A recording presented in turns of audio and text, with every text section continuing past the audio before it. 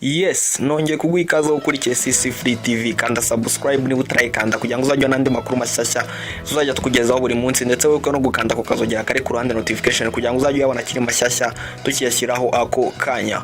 Kuri uyu munsi rero tugiye kuvuga ku by'urukundo ruri kuvugwa hagati y'umuhanzi Christopher Muneza ndetse n'umunyamakuru wa televiziyo yitwa KC2 witwa Abera Martina, ndetse uyu akaba na MC ngira ngo mujya mubona muri Miss Rwanda ari MC uyu Abera Martina. Biri kuvugwa ko rero uyu mukobwa Abera Martina yaba ari mu rukundo n'umuhanzi Christopher. Inkuru dukesha ikinyamakuru Igihe iragira iti haranurwanirwa urukundo hagati ya Christopher n'umukobwa usanzwe ari umunyamakuru ku kigo cy'igihugu cy'itangazamakuru RBA witwa Abera Martina. Kuva muri Gashyantare 2021 umuhanzi Christopher yatangiye kumvikana yemera ko afite umukunzi ndetse ko bamaranye igihe icyakora akirinda kumutangaza. Umuntu umwe mu ba hafi ba Christopher yahamirije ikinyamakuru Igihe ko urukundo rw'aba bombi Abera ndetse na Christopher bamaze igihe bakundana, ariko amakuru y'urukundo rwabo bahisemo kuyarinda itangazamakuru. Ati ni abantu bamaranye igihe kitari gitoya, urukundo rwabo bakomeje kurugira ibanga rikomeye, ntabwo bifuje ko bijya mu itangazamakuru. Guhera muri Nyakanga 2021 nibwo abantu batangiye guca amarenga y'iby'urukundo rwabo. Icyo gihe Abera Martina yashyize hanze ifoto ye, Christopher ajya muri comment ahatangirwa ibitekerezo ashyiraho akamenyetso k'umutima gakunze gukoreshwa n'abari mu rukundo. Ibi ni nako byagenze mu cyumweru gishize, kuko Christopher yashyize kuri Instagram amashusho y'abakobwa barimo Martina baririmba indirimbo ye yise Mikasa. Mu magambo yakurikije aya mashusho cyangwa se description cyangwa se caption yagize ati abanjye ndabakunda cyane, n'abanjye ndabakunda cyane. Ubwo yizihizaga isabukuru y'amavuko tariki 30 Mutarama 2021, Christopher yateguriwe umutsima n'umukunzi we wari wanditseho amagambo y'urukundo agira ati isabukuru nziza rukundo.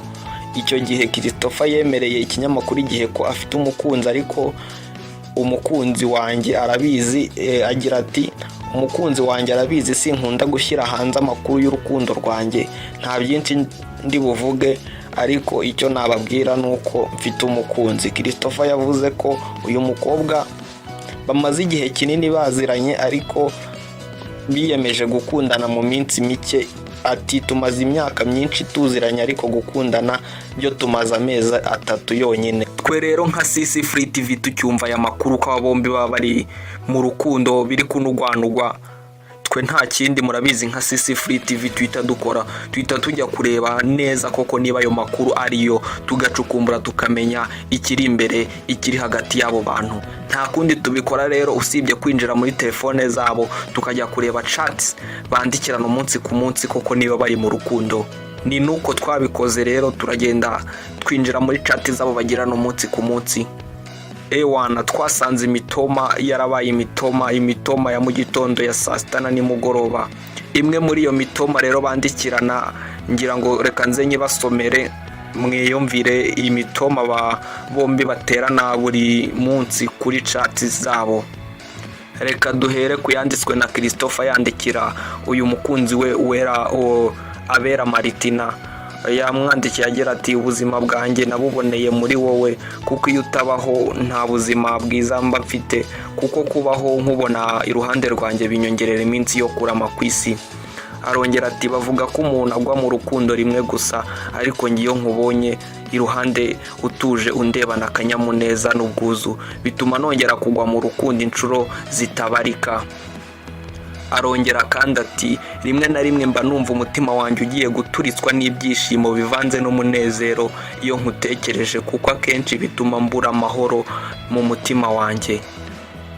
Sinigeze mbasha kumenya neza ko nzagira ubuzima bwiza n'umunezero mbukesha wowe. Igihe nakubonaga mu maso yanjye bwa mbere nkumva ibyishimo bitashye umutima wanjye.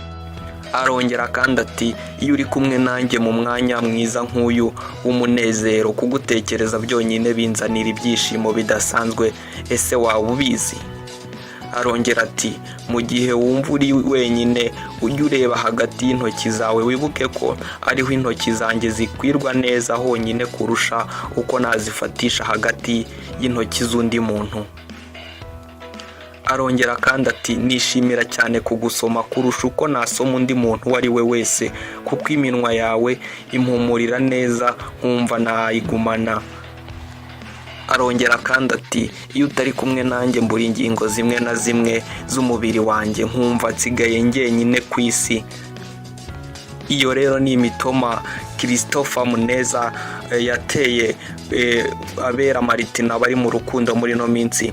Ngira ngo rero arabyumva ko uyu bisanzwe ari n'umuhanzi, mu bisanzwe n'umuhanzi mwumva ko rero inganzo y'imitoma arayifite, arenda kwicisha rwose uyu mukobwa wacu imitoma buri mu gitondo buri saa sita nimugoroba ni imitoma.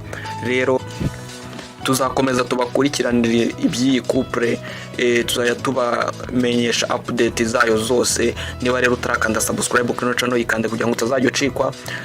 Part 2 tuzabagezaho ibyo Maritina yasubije Christopher nyuma yo kubona iyi mitoma yamuteye. Aba bombi rero bikomeje kuvuga ko baba bari mu rukundo. Ese wowe urabona koko baramutse bari mu rukundo iyi couple yaba ari sawa? Ese koko ukurikije uko ubibona n'uko ubyumvishe urumva koko aba bombi bari mu rukundo? Niba rero utarakanda subscribe kuri channel ikintu cyo giye kugira ngo banzu ikande kugira ngo tuzajye ucikwa n'andi makuru mashyashya y'imyidagaduro entertainment yo mu Rwanda utasanga handi. Kandi subscribe rero kandi nako kazogera kare ku notification kugira ngo amakuru yose uzajya dushyiraho uzajya tuyabona 5 kuri 5. Jyaho hasi muri comment rero tubwire niba ukubona iyi couple niba koko yaba ari nziza, cyangwa se utubwire uti nkurikije uko mbyumva ntago bari mu rukundo, cyangwa se nkurikije uko myumva ndumva bari mu rukundo. Indi fact rero twagenderaho tureba ko aba bombi baba bari mu rukundo koko ni fact nakoreye ubushakashatsi ndareba nsanga uyu Christopher afollowinga uyu Abera Maritina, wajya no kuri bugasanga uyu Abera Maritina nawe afollowinga Christopher. Ukibaza ukuntu umuhanzi ukomeye nk'uyu yaba followinga uyu Abera Maritina, umuhanzi nk'uyu ufite account iri verified, ufite abantu benshi bamukurikirana, ibintu bidakunze kubaho cyane gufollowinga umuntu from nothing, nta kintu kirimo hagati yabo, ni ibintu bidakunze kubaho. Rero ni fact rero nayo itwereka ko abo bombi bashobora kuba bari mu rukundo.